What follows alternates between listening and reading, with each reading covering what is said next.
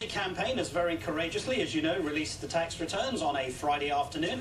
They indicate that Mr. Romney paid more than he needed to in tax, which is interesting because I have one statement Mr. Romney made back in January where he suggests that people who pay more tax than they owe don't have any business running for president. Then I have another statement from his campaign today which explains why he paid more than he owed. Get this, they did it all for the sake of consistency. Torre. Oh my goodness, this is such a great moment for the Obama campaign. I mean, look, there's a break, there's an emergency break, there's a break glass, a case of emergency box for every campaign, right? Well, they clearly broke it in Boston this week. Oh my goodness, we can't deal with this 47% meme. We have to do something to change the conversation. What is the thing they least want to talk about? Let's talk about that, because this is preferable to talking about that. I don't think they're going to change the conversation, but they're trying to. This is such a smidge, though. This is not what we were looking for. Your father released 12 years. Yes. Now you've released 2 years. When they get into the next problem, what are they going to do? Release his grades?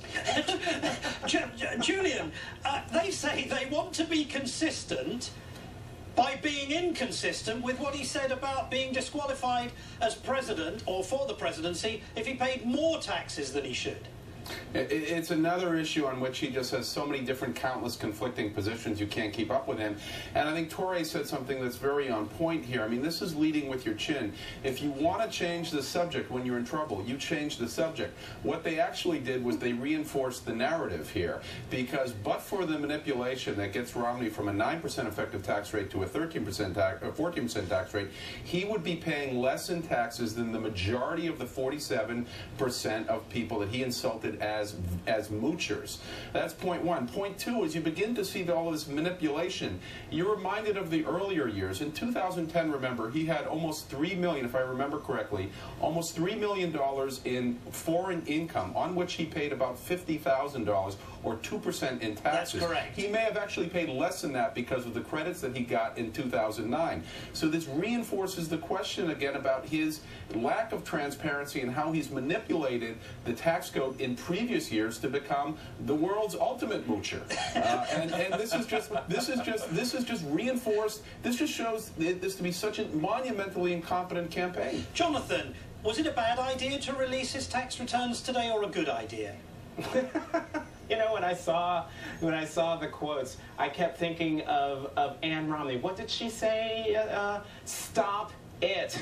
I cannot believe on a Friday in an afternoon to drop this such as it is. And as I think it was Julian who said, this reinforces the narrative that poor Mitt Romney is in, that he's this sort of clueless, out-of-touch, rich guy who, and I think as Torre said, it finds it preferable now to talk about this rather than his unbelievably horrible 47% moocher gaffe from earlier in the week. Torre, does moocher gaffe today in the form of the tax returns, does that distract us from the superlative 60-minute or 47 minutes of him secretly recorded in Florida saying what he really believes? You know, it does move the narrative a little bit in terms of... But Julian's point is it only confirms the narrative. No, it does confirm the narrative. It moves the cycle, I meant to say, the media cycle of now we're talking about this, but of course we're also talking about the 47% thing. I mean, look, apparently the Romney campaign has to walk and chew gum at the same time right now, and this is the gang that couldn't shoot straight, so that's very difficult. I mean, Jonathan rightly points out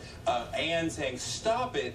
I go to another sentence she said there, where she said, this is hard. And she says it twice, and she says it with this deep strain in her voice, which to me reflects the deep desperation and anxiety and spiritual pain that the Romney campaign is in right now. Nothing is budging this race. We are losing. It is slipping away. And conservatives are telling us we should be crushing this guy, and we're losing, and the end is so close. Julian? Well, you know, again, I just keep Do you have thinking... any sympathy for Mrs. Romney? I mean, it is difficult, let's be honest, to be out there in a campaign. You are undergoing something of a microscopic look at everything you say in every aspect of your life. Of course, it's not compulsory. They volunteered for it, as she rightly told us. He doesn't need to be doing this. Well, and this is the chickens coming home to roost. I mean, this has been a cynical and a contentless campaign, and it's inevitable that at the end of the day, you're just going to get in enormous kinds of trouble that you cannot spin your way out of with the moocher gaffe, now this bit on taxes. You keep waiting, you keep wondering. I was having this conversation with Jared in the green room before the show. You keep wondering when the Republicans are actually going to come out with a campaign where they can talk about a single idea. And there's nothing other than just this nonsense. And the GOP is just moving into a state that I have never, ever seen in my lifetime. I mean, it's really embarrassing for them at this point. Just let Jonathan. Martin, so you know how they say nature abhors a vacuum? Well, so does politics. If Mitt Romney had meat on the bones of his 59-point economic plan, if he had real substantive ideas on entitlement reform, on how to create jobs, on where he wants to move the country, we wouldn't be talking about 47%. Jonathan, you've got it wrong because he's going to tell you about that after he's elected. Now shut up.